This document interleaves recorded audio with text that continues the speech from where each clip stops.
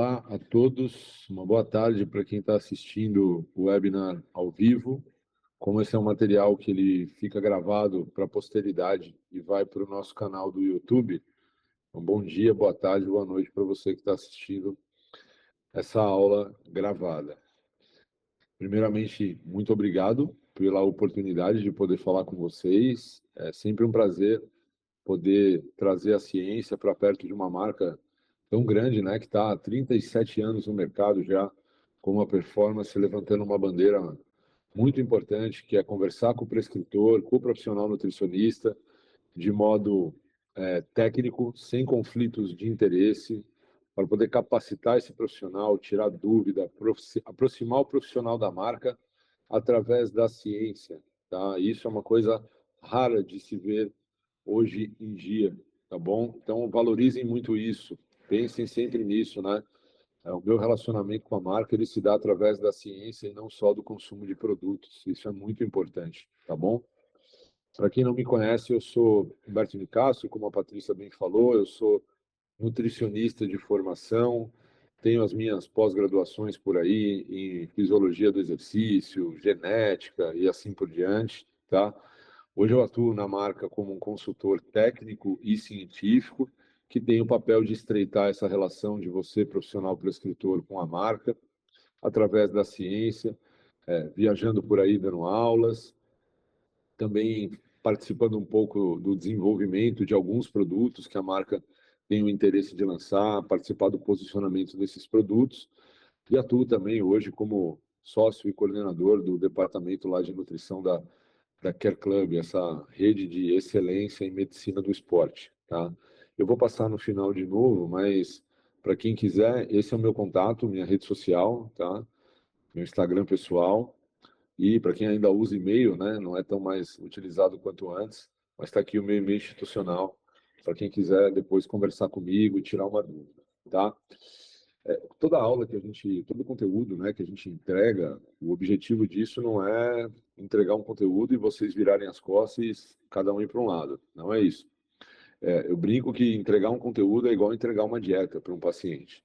Você entrega ele e você dá suporte, tá? Você não vira as costas para o teu paciente, para as dúvidas que ele tem. Nem espera ele voltar pagando uma consulta. Você manda mensagem, você pergunta como ele está, e ele te procura e você responde. Aqui é a mesma coisa, tá? Assim que a gente terminar, por isso que eu passo o meu contato aqui, eu não quero ganhar seguidores, não é isso.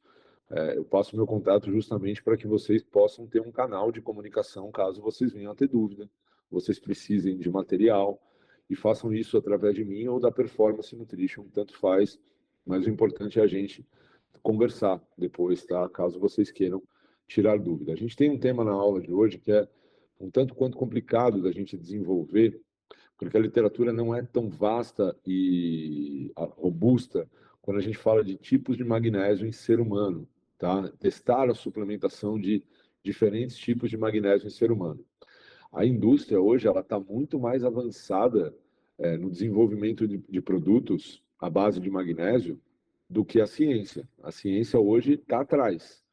Então, é muito mais comum a gente ver nas prateleiras vários tipos de magnésio. E aí, quando a gente para por um momento para ir lá estudar, deixa eu pesquisar um pouquinho sobre esse.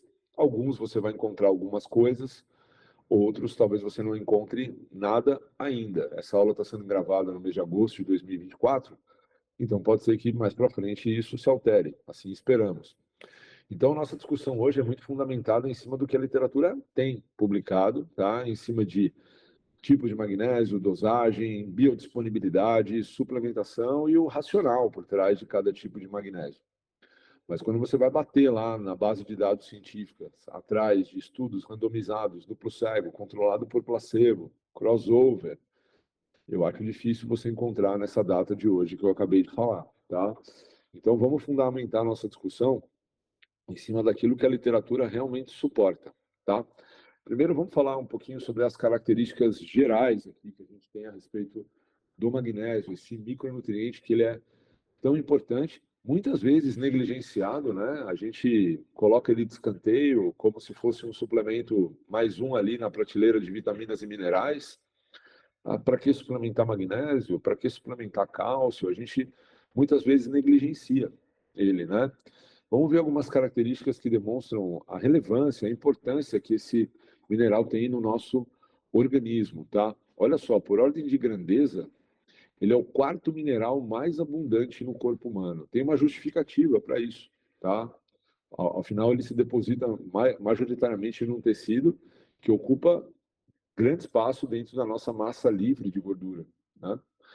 É o segundo cátion intracelular mais comum. Então, quando a gente fala de transportadores de membrana, potencial de ação das células, inclusive da célula muscular, aproveitando que nós estamos aqui no webinário mais próximo da nutrição esportiva, né? O cátion, o segundo mais comum, mais encontrado, é o magnésio. Vocês todos devem bem conhecer que o músculo tem uma enzima que se chama creatina quinase, que é a enzima que é responsável por fazer o a transferência de fosfato da creatina fosfato para o ADP, para fazer a ressíntese de ADP. A creatina quinase, para ter a sua função como excelência, ela depende de magnésio. Isso não quer dizer, tá? Pode ser que sim, mas em casos de deficiência. Mas isso não quer dizer que se você suplementar magnésio, você vai melhorar a eficácia da suplementação ou do metabolismo de creatina. Cada um tem um nível de magnésio, então em casos de deficiência, pode ser que o metabolismo de creatina fique prejudicado e a suplementação se faça, portanto, necessária, tá? Pegando por base um ser humano de referência, quando a gente abre os livros de fisiologia, né? O McArdle, Cat Cat, os livros referência de fisiologia do exercício, eles sempre falam isso, né? Pegando por referência um homem de 70 quilos. E a gente brinca que esse homem nunca ninguém viu, né? Mas ele está em todos os livros. Um homem de 70 quilos, ele fala que 25 gramas de magnésio estão presentes dentro de um homem de 70 quilos, tá? Então, essa quantidade absoluta que a gente tem de magnésio no corpo humano. A distribuição, ela se dá majoritariamente no tecido ósseo. É por isso que é o quarto mineral mais abundante do corpo humano, tá? 53% do nosso magnésio está alocado no tecido ósseo. 27% no músculo esquelético, ou seja, tem funções importantes dentro desse tecido. Uma delas eu já falei, né? É participar da atividade de creatina quinase e também é um cátion intracelular. E 19% está presente em outros tecidos livres de gordura, tá? Olha só que interessante, menos de 1% do nosso magnésio está disponível no sangue. Isso é importante que a gente saiba, porque muitas vezes a gente utiliza exame bioquímico sanguíneo para avaliar parâmetros de deficiência, insuficiência, suficiência e toxicidade. Só que você está olhando para um compartimento, no caso o sangue, que detém só menos de 1% do teu magnésio. Então, falar de deficiência de magnésio não é tão simples, porque você precisaria avaliar os grandes tecidos. Afinal, só até 1% está no sangue.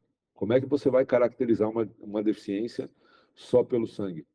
O correto seria a gente ter essa informação dentro dos outros compartimentos. Mas eu sei, não é tão acessível assim a todo mundo, então o sangue acaba sendo um parâmetro de referência, tá? Os laboratórios costumam trabalhar com seus valores de referência. A literatura trabalha com outros. Então, a nossa pauta aqui se dá em cima da literatura, tá? Então, eu até vou mostrar o que a literatura sugere ali como concentração sanguínea, para que a gente possa caracterizar deficiência ou excesso de magnésio, tá bom? Ó, antes disso, vamos falar um pouquinho sobre a fisiologia do magnésio, né? Olha só, ainda por relevância de grandeza, né? 300 enzimas no nosso corpo precisam de magnésio, ou seja, o magnésio é necessário para 300 delas. E aqui estão alguns papéis, né, que o magnésio participa. Síntese proteica. Muitas vezes a gente foca nossas condutas nutricionais em síntese proteica baseado em proteína e aminoácido, quando os coadjuvantes são importantes, né? A síntese proteica depende não só de magnésio, como, por exemplo, vitaminas do complexo B também. Então, não adianta você ter uma boa ingestão de carboidrato, proteína e gordura, quando, na verdade, os coadjuvantes ali eles são insuficientes. Tá? Magnésio é importantíssimo para a síntese proteica e para a contração muscular também. Isso aqui você se traduz como geração de força. Tá? É necessário que você tenha um bom estado de magnésio dentro da célula muscular para você ter uma boa geração de força, né? Função nervosa, que está muito relacionada com o sistema nervoso central. O controle glicêmico, tá? Também depende de magnésio, afinal, a entrada de magnésio dentro da célula, a entrada de glicose dentro da célula depende da participação de magnésio. Alguns receptores hormonais também utilizam o magnésio como cofator, também. Regulação de pressão sanguínea, excitabilidade cardíaca, né? A troca de íon no meio das membranas ali, o influxo, o efluxo de íons como cálcio, o próprio magnésio, ele faz uma troca com outros íons ali de membrana. Existem canais de cálcio que dependem de magnésio, e aqui está um papel da nossa contração muscular, aqui também é onde o magnésio atua, tá? É essencial para o metabolismo energético, tá? Para a geração de ATP dentro da célula, e aqui tem uma relação muito forte com a mitocôndria, né? Fosforilação oxidativa, ele é um coadjuvante lá para o processo de geração de energia através do ciclo de Krebs também. O processo de glicólise, a quebra de glicogênio muscular, depende de magnésio. E, por participar de síntese proteica, o que vem antes, né? A síntese de RNA e DNA. Então, o magnésio está envolvido nessa síntese de proteína desde o início, né? Desde a síntese do RNA e do DNA, que lá na frente vai virar síntese proteica. Então, olha só quanta coisa sistêmica, né? Ou seja, corporal, homeostase, equilíbrio. A gente depende de um bom estado de magnésio para que a gente tenha aquela função fisiológica atuante, né? Mas eu destaco aqui principalmente síntese proteica, tá? Que é de grande relevância para nós, e também esse metabolismo energético aqui, que a gente depende do magnésio nas três vias, né? Na via de geração de ATP, na fosforilação oxidativa e também no processo de glicólise, tá? Essa figura resume um pouco os principais mecanismos que estão ilustrados e de uma maneira mais didática para vocês visualizarem, né? Como o magnésio está centralizado em algumas funções. Então, a primeira delas aqui que eu destaquei, ó, com a estrelinha, é a geração de ATP, né? É uma função mitocondrial que depende disso. O magnésio tem uma função importante na nossa tireoide também, porque ele participa do nosso transporte de iodo lá na tireoide. Tanto que quadros de hipotiroidismo subclínico, entendam o hipotiroidismo subclínico não como um diagnóstico, mas como um estado, tá? Ou seja, você não tem hipotiroidismo, você está com. É reversível, né? Porque alguém está induzindo a esse estado. Pode se dar pela deficiência de magnésio também, e isso a gente observa com níveis de TSH aumentado, por exemplo, tá? Alguns fatores podem aumentar nossas demandas de magnésio. Aqui ele cita alguns, tá? Eu vou usar esse aqui da direita só para desempenhar uma linha de raciocínio. Ele fala que a demanda de magnésio aumenta nos músculos da perna aqui, quando você tem torção de tornozelo, por exemplo. O que ele está querendo mostrar? Que o músculo esquelético, para exercer as suas funções de contração, ele depende muito desse mineral, tá? E que quadros clínicos, onde você tem uma necessidade de reabilitação, não só muscular, mas às vezes articular, a suplementação de magnésio também tem um papel importante, tá? Então, músculo esquelético, de fato, depois do tecido ósseo, é o grande centro de ação aqui do magnésio. Bom, como é que eu sei se eu estou com um nível de magnésio bom, deficiente? Como é que eu posso fazer uma adequação? Essa é a referência da literatura, tá? Mas com uma ressalva aqui muito importante, ó, o valor sanguíneo não reflete com precisão o conteúdo intracelular e o estado corporal. Lembrem-se, né? Isso aqui representa 1% do nosso magnésio corporal. Mas o valor mais comum e aceitável é esse daqui, ó, 75 a 95 milimol por litro. E se você tem abaixo de 85, por mais que você esteja aqui dentro dessa faixa, já é considerado um estado inicial de deficiência de magnésio, tá? Isso é para tentar predizer, mas sem precisão, o que está acontecendo lá no meio intracelular, lá dentro dos tecidos, tá? A meia-vida no magnésio é longa, tá? Ela dura cerca de 1000 horas, tá? Então, ou seja, o tempo de esgotamento ali do magnésio demora bastante tempo para que isso aconteça, tá? E isso eu estou falando do sangue, né? Não dentro do tecido. Por isso que o sangue é um marcador deficiente, porque uma vez que você tem um nível de magnésio no sangue aceitável, pode ser que lá no meio intracelular não esteja. Só que isso só vai refletir no sangue daqui a muitos dias, tá? Então, o sangue, por isso, é um tanto quanto ruim para avaliar o estado de magnésio, mas é a ferramenta que nós temos. Outra forma que a gente tem também de tentar adequar um pouco a ingestão é usar as tabelas de recomendação que nós temos de magnésio, né? A gente tem distinção de homem e mulher, sendo mulher nas diferentes fases da vida, como, por exemplo, gestante e lactante. A necessidade vai aumentando, tá, ao longo da vida. Se a gente pegar homem e mulher aqui na fase adulta, vamos lá, 19 a 30 anos, a gente está falando de uma necessidade de 300 a 400 miligramas de magnésio por dia, sendo que isso vai aumentar um pouco até as fases finais da vida, tanto nos homens quanto nas mulheres, né? E sobe um pouco também de acordo com as demandas impostas por gestação e lactação, tá? Pessoas mais novas, crianças e adolescentes precisam de menos. Um dado interessante que a gente tem lá de 2005 é esse aqui, ó, que mais da metade da população dos Estados Unidos, elas não conseguem obter através da dieta esse nível que eu acabei de ler para vocês aqui, o nível necessário e recomendado de ingestão. Por isso que se fala em suplementação, porque não é só por avaliação de deficiência, porque o sangue é um marcador pobre para isso, como a gente viu. É muito mais pela deficiência de ingestão. E esses trabalhos de saúde pública que a gente tem, que avaliam ingestão populacional, a gente está muito acostumado com isso aqui no Brasil, né? Principalmente nos trabalhos de graduação, né? Muito comum você ver TCCs que falam, né? Ingestão de magnésio em cobradores de ônibus de Carapicuíba, esses trabalhos mais segmentados da graduação. Normalmente, esses trabalhos mostram um consumo abaixo desse valor recomendado. O que justificaria esse consumo baixo de magnésio? Alguns fatores, tá? Por exemplo, alimentos processados e alimentos não orgânicos já vêm com um nível de magnésio reduzido. Embora pareça enviesado isso que eu vou falar, acreditem, né? Não sei o nível de vocês aqui, se vocês são recém-formados ou se vocês já estão no mercado há muito tempo, mas a gente está num grupo nichado aqui. A gente está num grupo de profissionais da saúde que gostam de se cuidar e gostam de cuidar das pessoas. Mas se você for andar aí fora, esses são os alimentos mais comuns na dieta do brasileiro: açúcar, farinha branca, processados, industrializados.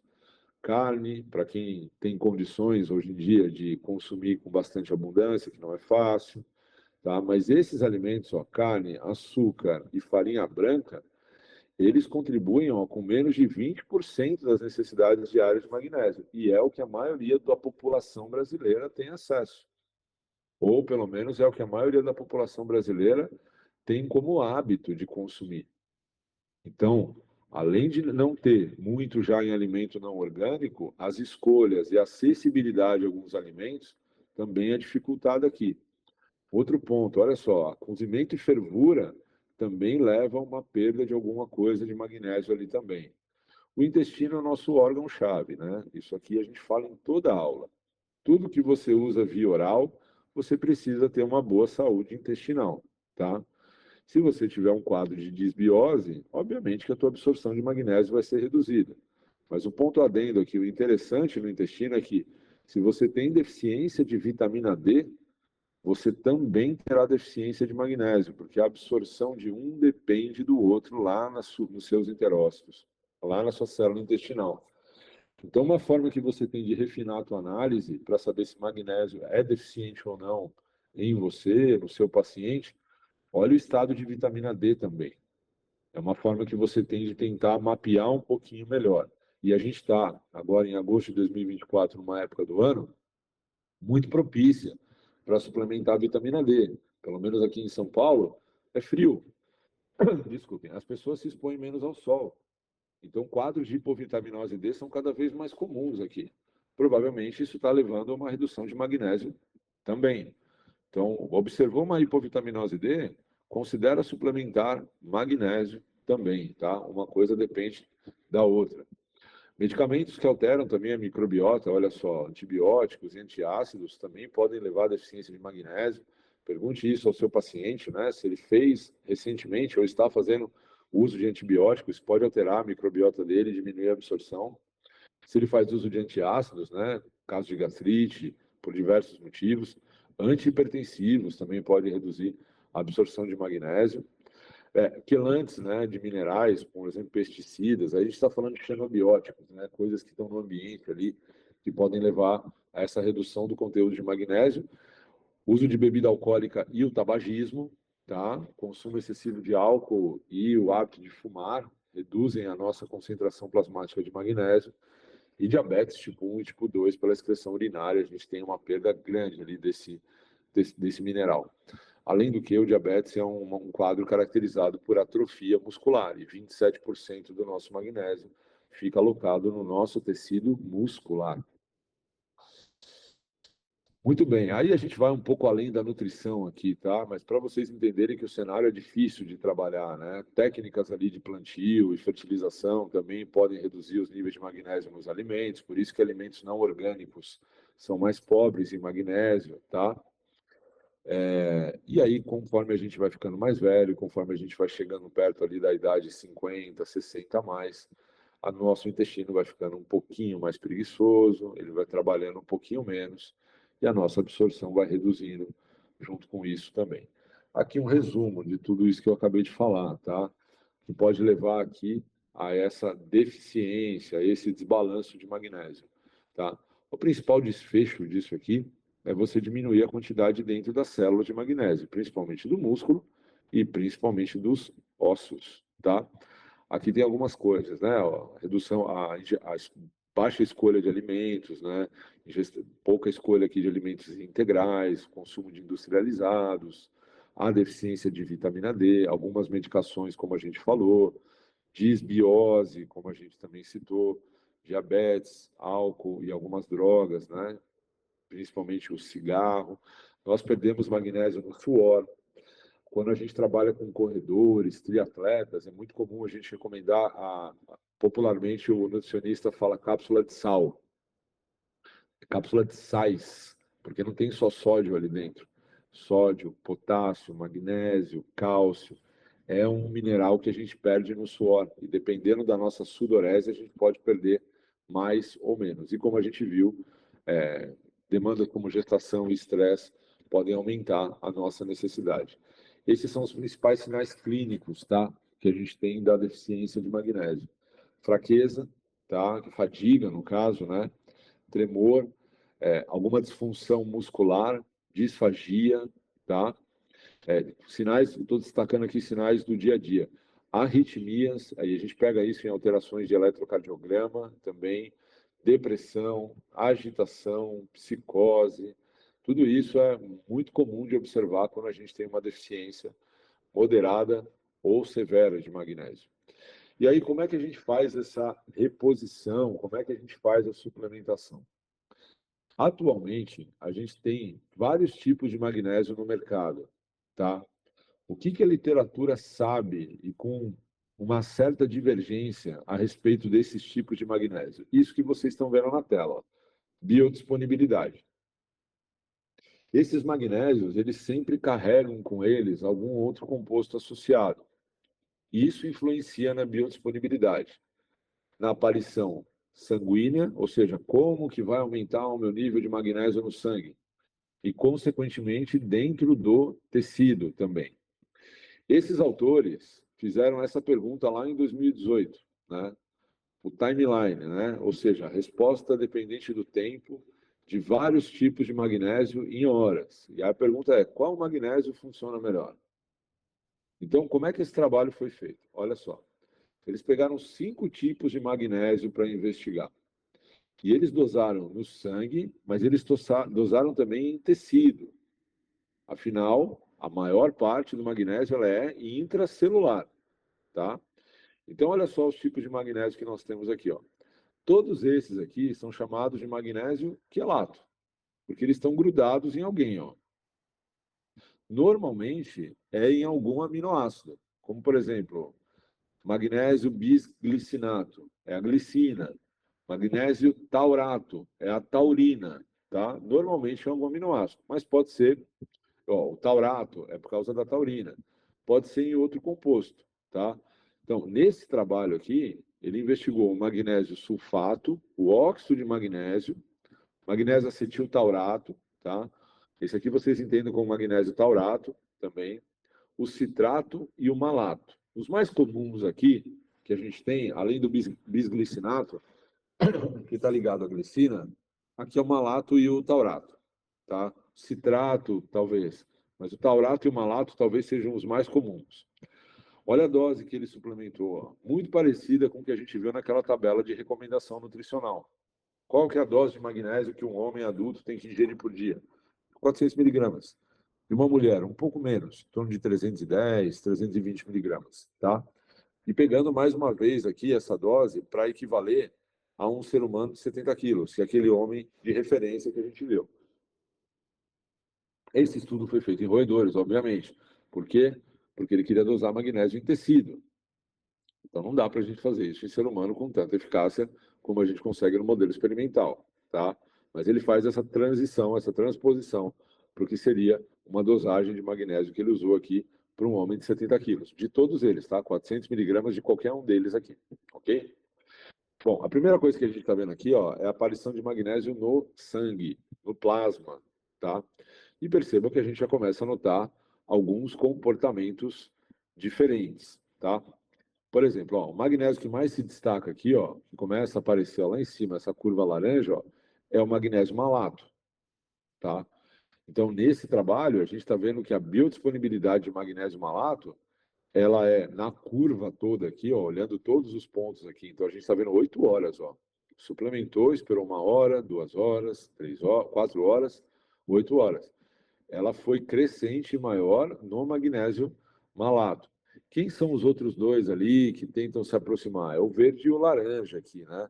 O sulfato, o verde e o vermelho, desculpa. O sulfato e o taurato. Então, desses mais populares aqui, qual que começa a aparecer aqui com uma boa disponibilidade? O malato e o taurato. E aqui é o grupo controle, fica aqui embaixo, né? O magnésio oxalato, vocês percebem, ó, que nem tem uma curva tão acentuada assim, tá vendo? E esse magnésio mais intermediário aqui é o magnésio citrato.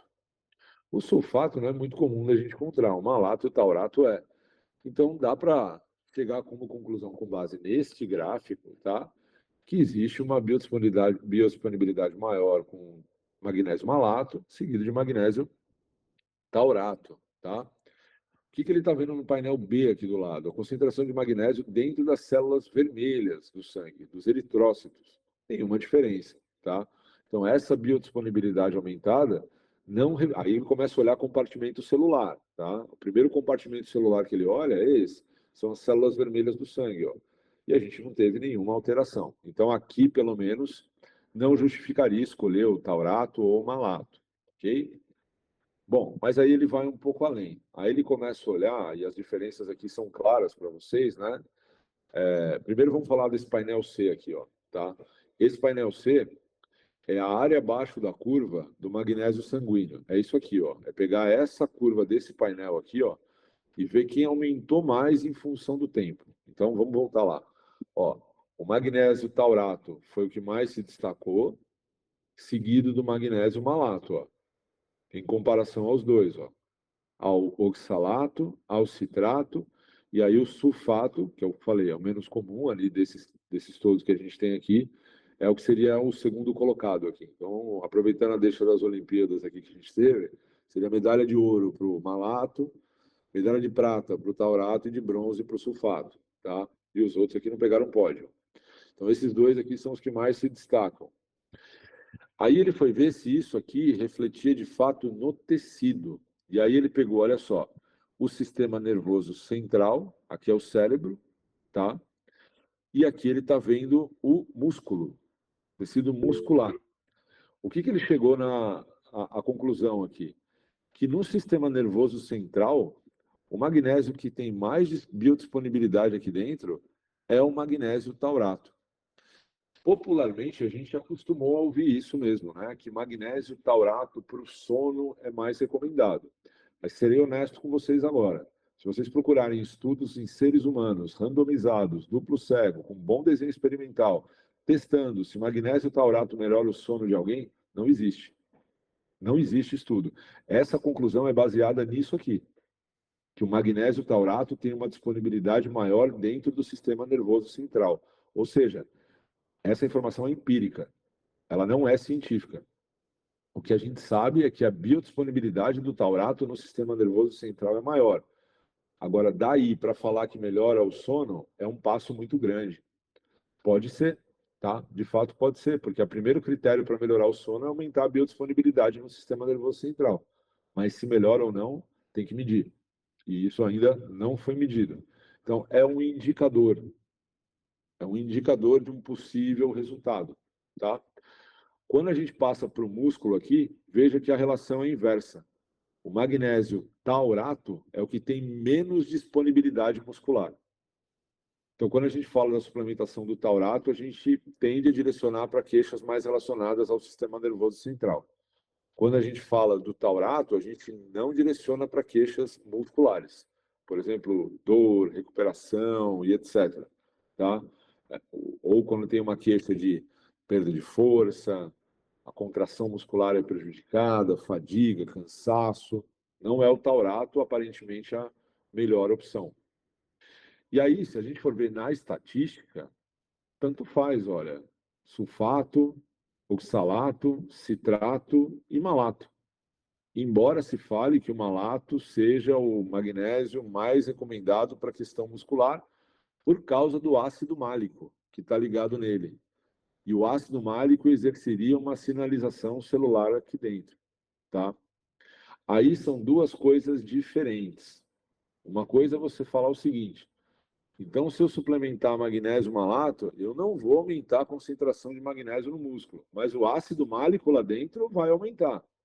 Aí a sua intenção de suplementar esse magnésio é aumentar o ácido málico dentro do músculo, e não o magnésio. Aqui, se você suplementar magnésio taurato, você está aumentando a concentração de magnésio dentro do sistema nervoso central, tá? E provavelmente de taurina também, porque é onde ele está ligado. Então você está entregando mais taurina e mais magnésio. Aqui você não entrega mais magnésio em comparação aos outros. Mas o ácido málico tem sim uma propriedade muscular interessante, tá?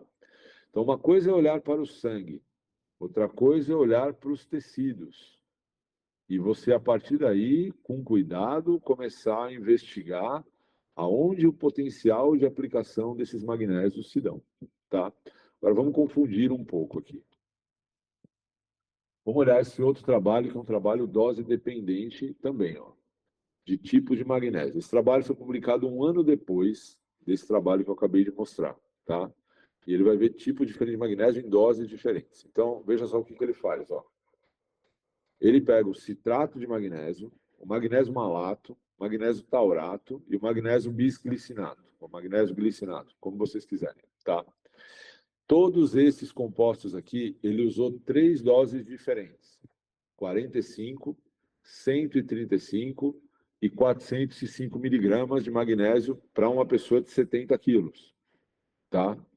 De novo, foi um estudo experimental, a gente está dosando magnésio nos tecidos, mas fazendo a equivalência, é isso. Aí ele pegou um segundo estudo e usou essa última dose aqui, ó, de 405, só que ele dividiu essa dose em 2. A pergunta dele, primeiro, é: qual é a melhor dose de qual magnésio?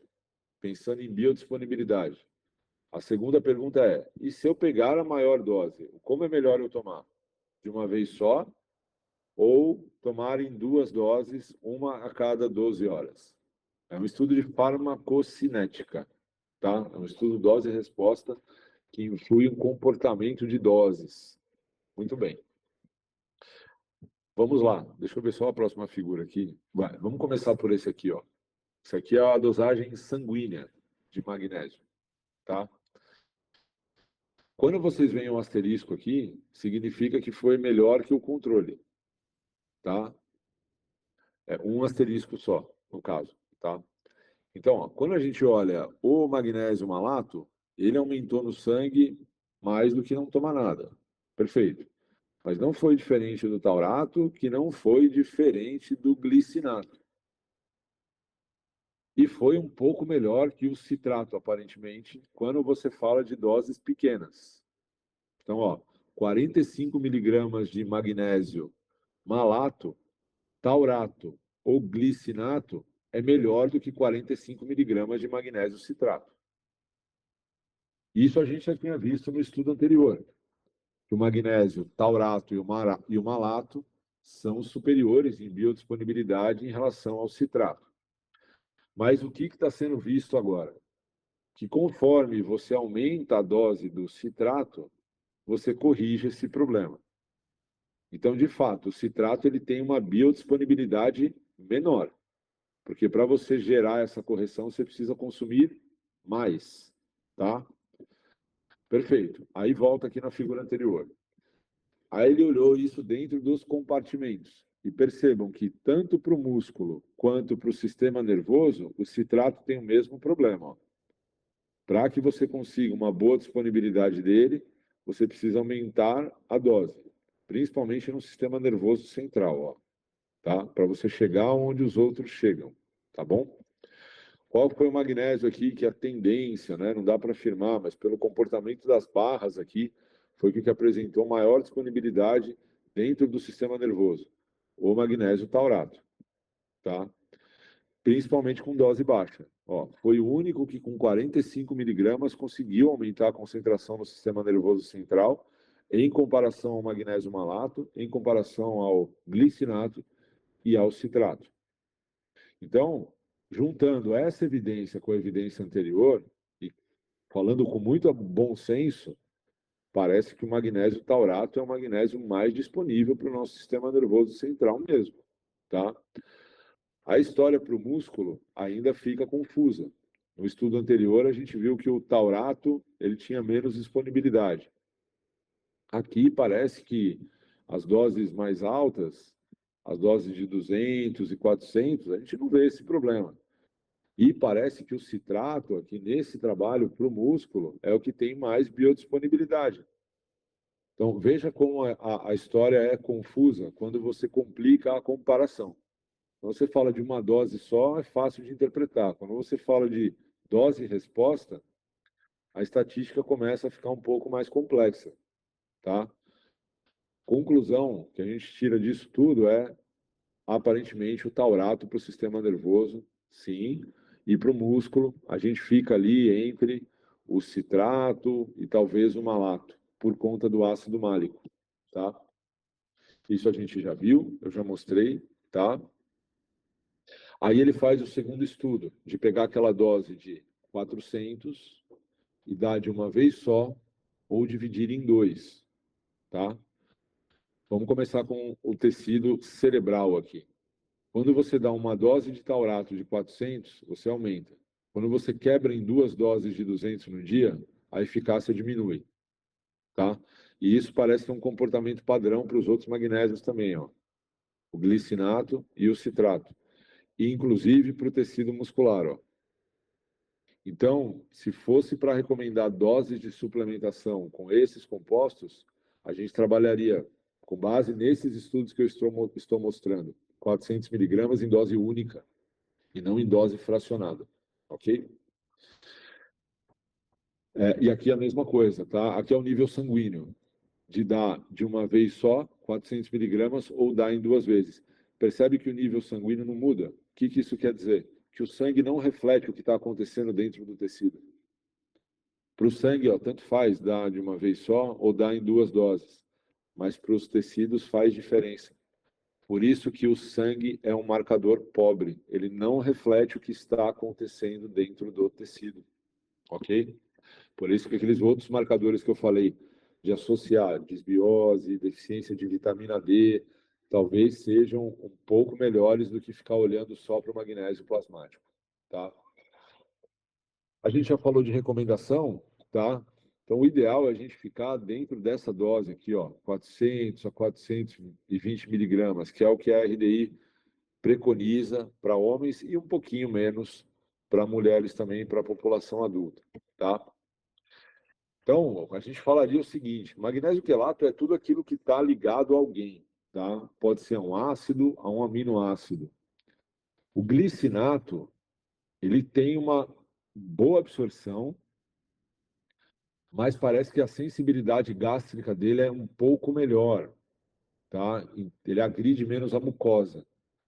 Então, se a gente está falando de deficiência de magnésio geral, parece que o glicinato é uma boa opção para uso crônico, tá? O magnésio malato, pela combinação do ácido málico, parece ser mais interessante para o músculo por conta do ácido málico e não por gerar mais biodisponibilidade de magnésio no músculo.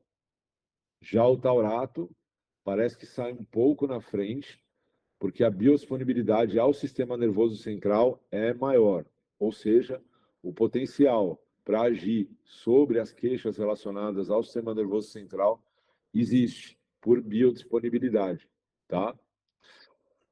Resumo da aula, tá bom? Muito difícil a gente conseguir ingerir a quantidade de magnésio que a gente precisa no dia. Isso é consenso, por conta das nossas escolhas alimentares, do processamento de alimentos, da qualidade que chega, das nossas escolhas, tá? A disponibilidade que a gente tem na mesa.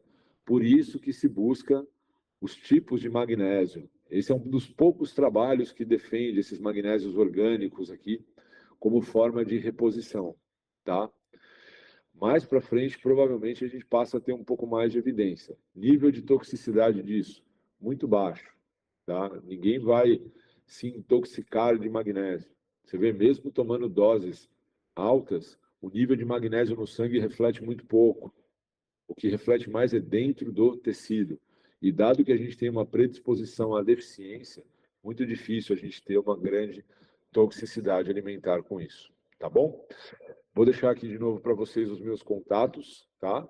Vou pedir gentilmente para que vocês sigam o canal da Performance lá no YouTube. É um canal educacional com um monte de aula e fico à disposição aqui de vocês para eventuais dúvidas. Obrigado, pessoal.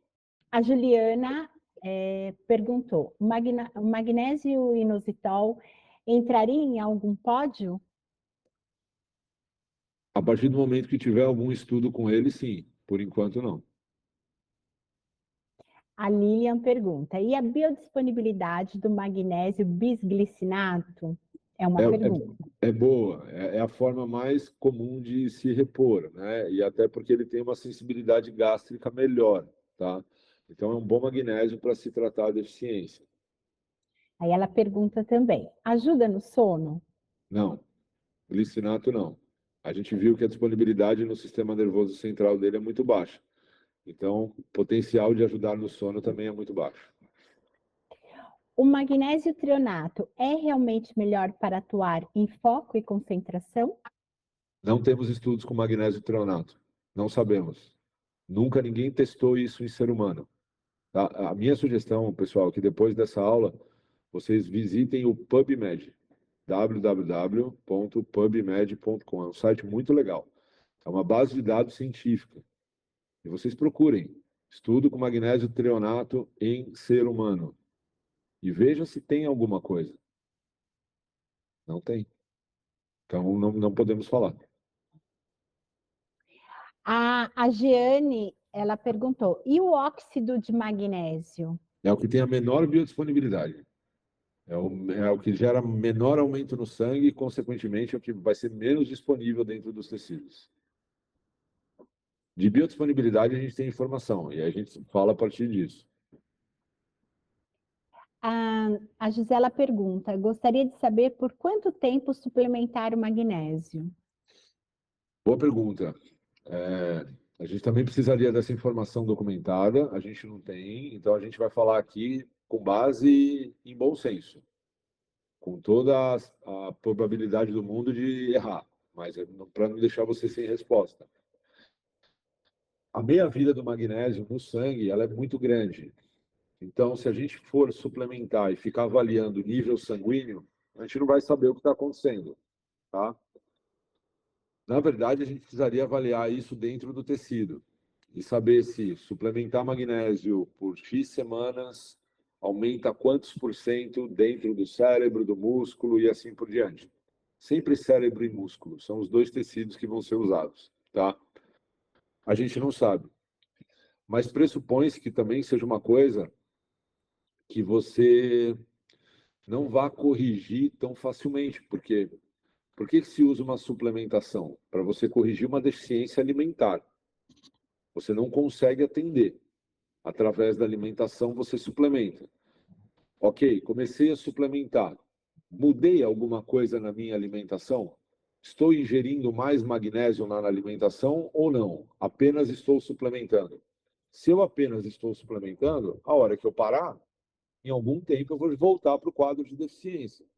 Então, para eu tratar isso e suspender a suplementação, eu precisaria começar a dar um reforço alimentar para que lá na frente eu consiga corrigir essa deficiência. Muito bem. Paciente com enxaqueca, qual a melhor opção? Não temos essa informação. Não temos, não. Se a gente for falar por biodisponibilidade, enxaqueca é uma queixa do sistema nervoso central. Agora, não sei se isso vai melhorar ou piorar. Logo, quem tem mais relação com o sistema nervoso central é o taurato. Agora, para falar que isso melhora a enxaqueca, a gente precisaria de um estudo com um ser humano, randomizado, duplo cego e controlado por placebo, avaliando por algumas semanas se a suplementação de magnésio melhora o quadro de enxaqueca. Esse estudo não existe. E a Vanessa perguntou: intestino versus sono? Intestino versus sono, mas qual que é a pergunta, Vanessa? Então, Vanessa. Se você puder digitar, ajudaria. Aí eu respondo com toda certeza. Alguém mais gostaria de fazer perguntas? Enquanto a Vanessa digita aí, melhorando um pouquinho a pergunta para a gente. Quando indicar. Aí, ó, eu ainda não entendi, porque você falou assim: ó, intestino versus sono. Quando indicar para cada situação? Quando indicar magnésio para o intestino e quando indicar para o sono? Então, vamos lá. Se for isso, me corrija se eu estiver errado. Não vejo por que indicar magnésio para o intestino. Tá? Não vejo por quê. Tá? Magnésio, inclusive, em altas doses, pode dar diarreia. Tá? Pode soltar o intestino. Para o sono, de novo, a gente tem essas evidências que tem uma boa biodisponibilidade no sistema nervoso central. Não sei se melhora sono. A gente precisa de um estudo bem documentado falando disso. Então, essa aula, eu estou vendo que ela está sendo muito legal para mostrar para vocês que a gente tem bastante informação sobre biodisponibilidade, mas a gente tem pouquíssima ou quase nenhuma informação sobre efeito clínico. E que tem muita gente por aí, talvez, utilizando algumas coisas sem nem ao menos saber, sem nem ao menos ter checado se o negócio funciona. Então, é importante que a gente saiba isso, tá? Que o magnésio taurato, ele tem uma disponibilidade no sistema nervoso central. O magnésio malato, por uma questão, se você estudar ácido málico e tecido muscular, sim, a gente tem algumas evidências legais. O glicinato para tratar deficiência sem agredir tanto mucosa, beleza, é isso. Agora a gente tem que tomar cuidado para não viajar demais. Para a gente não ir lá na outra atmosfera e começar a falar que isso melhora, melhora, melhora, se a gente não viu. Então tomem só cuidado com isso, tá? Aí ela agradece, né? Ah, entendi. Muito obrigada, Vanessa. A Liviane, boa tarde. Para dores crônicas articulares, qual a indicação de magnésio? Nenhuma. Tecido articular, ligamento e tendão é um tecido pouco vascularizado. Por isso que ele é branco e não vermelho, como o músculo. Chega pouco sangue ali. Logo, tudo que você consumir de uso oral vai demorar muito tempo para conseguir fazer algum efeito terapêutico num tecido que não é irrigado, que não chega sangue. Os estudos com suplementação de colágeno tipo 1, e isso a gente faz bem aqui na Performance. A gente tem bons seminários sobre isso. Os estudos de suplementação de colágeno tipo 1 e colágeno tipo 2 mostram que leva aproximadamente 6 meses para que o colágeno comece a fortalecer ligamento, tendão e reduzir o quadro de dor articular. Magnésio, a gente não tem essa informação. E isso é muito mais fácil de acontecer com colágeno tipo 1 ou tipo 2, porque o tecido ligamentar, o tendão, ele é feito à base de aminoácido. Então, se você quer fortalecer, você precisa colocar mais aminoácido ali. Síntese proteica, como você faz no músculo. E se tratando de quadro inflamatório, dor, que nem você perguntou, você precisa de um anti-inflamatório. Magnésio não é anti-inflamatório. Muito bem. O Marcelo pergunta: magnésio tem alguma relação com a baixa testosterona feminina? Eu desconheço essa relação, Marcelo, tá? Pode ser por ignorância minha, mas eu desconheço. A gente poderia fazer um paralelo através do sono, tá? Uma vez que há um potencial do magnésio em atuar no sono e a gente melhorar isso através da suplementação, a gente poderia influir sobre os níveis hormonais. Mas a relação direta, desconheço. A Juliana: podemos pensar que o magnésio bisglicinato para o uso suplementação geral, taurato, teoricamente, atividade sono cerebral, atividade de sono cerebral, e magnésio malato muscular, se entende bem? Sim, é isso. Exatamente isso. Com bastante cuidado e reconhecendo que a gente não tem tanta evidência em cima disso ainda. A Cibele: sou de Salvador e estive em um evento com o Humberto. Foi incrível. Adoro as informações que ele passa, todas com base na ciência. Parabéns e muito obrigada por essa aula valiosa. Obrigado você pela presença lá em Salvador. Muito legal o seu comentário. Para um professor, isso daí vale mais que um salário. Muito obrigado. A Liviane também agradece. Obrigada, professora. Excelente aula. A Stefane: alguns suplementos têm os 3 magnésios, Sim. malato, taurato e bisglicinato. Vale a pena suplementar, tendo em vista a baixa ingestão alimentar?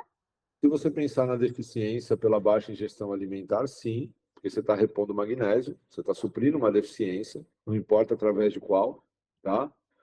Mas se a gente pegar o comentário da Juliana, que ela deixou aqui em cima, que foi um resumo muito bom da aula, você vai estar usando magnésios para funções diferentes, magnésios que têm biodisponibilidades diferentes. Você vai tomar um magnésio, por exemplo, você citou o taurato, que tem uma biodisponibilidade alta no sistema nervoso central. Ao mesmo tempo, você vai estar tomando um malato, que talvez para o músculo esquelético seja bom. Precisa dos dois? Existe queixa para o músculo e para o sistema nervoso, e o bisglicinato vai estar repondo uma deficiência. Talvez seja demais, tá? Pensando só na deficiência, tudo bem. Mas pensando além da deficiência, talvez seja um excesso. Bom, a Juliana agradece. A Daniela: aula sem invenção, amei a clareza das informações. Obrigada. E a Muito obrigado. Stephanie agradece. Acho que é isso, doutor. Obrigado. O pessoal tá comentando aí. Obrigado. Obrigado por todos que ficaram aqui. A gente ficou com bastante gente aqui até o final, né? E isso, a audiência está excelente. Muito legal. E não esqueçam, tá? A gente vai, assim, a performance tem essa bandeira do magnésio, né? Vocês vão saber em breve aí das coisas, né, Patrícia? Provavelmente essas informações vão chegar. Então, a gente está sendo muito cuidadoso com isso, tá? A gente está realmente começando a entender onde estamos, o que temos, aonde podemos chegar. Com cuidado, vamos nos posicionar e pode ter certeza que esse é um tema que a gente vai ficar abordando por muito tempo, porque a gente sabe do potencial disso e a literatura. Mas a gente vai ser muito verdadeiro aqui e falar, olha, até então estamos aqui. Então é aqui que nós vamos ficar. A partir do momento que isso evoluir, a gente vai evoluir junto. É isso. Bom, a Performance Nutrition, ela já possui, né, o magnésio bisglicinato, né, que é o magnésio chelated, que a gente já tem na linha há anos, inclusive. A Performance Nutrition só trabalha com minerais que são quelatos, ou seja, né, que tem uma excelente biodisponibilidade, e está lançando o magnésio malato e o taurato também. Logo, logo vocês terão essas informações através da visita das nossas nutricionistas. Muito obrigado, pessoal, pela disposição de vocês em estar aqui na quarta-feira à tarde, para as consultas de vocês, o dia de vocês, para nos ouvir. Agradeço bastante a atenção, viu? Obrigada, pessoal. Em breve teremos mais um tema e essa aula logo estará disponível no nosso canal do YouTube. Tá bem? Obrigada e até a próxima.